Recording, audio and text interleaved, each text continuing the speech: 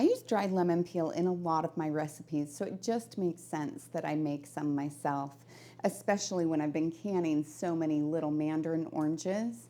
I really like the idea that I'm not wasting any of that fruit. So I've food processed my peels until they're just small chunks. And now at this point, I'll load them onto my dehydrator trays. I'll want to use a silicone mat just to make sure that I don't lose any of these as they get smaller. The thinner the layer, the faster this will dehydrate. I want it to all be even because I don't want one side of it to be dehydrating faster than the other. I want it all to get done at the same time.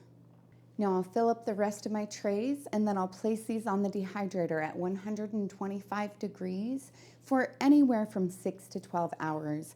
I just want to check it kind of regularly to make sure that it's completely dry. I don't want it to have any moisture left over. Now that my peels are all dry, I'll put them into an airtight container.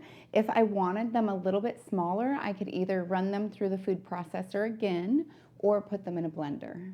If I was putting them in the blender, I'd do them on low unless I wanted an actual powder, and then I would put it on high. I'll then place my lid on and label it. You don't always think that labeling it is necessary, but later on when you're looking at multiple jars of different things, you might think, what was that one? And then I'll place this in my pantry, which is cool, dry, and dark, and it should stay good for at least a year.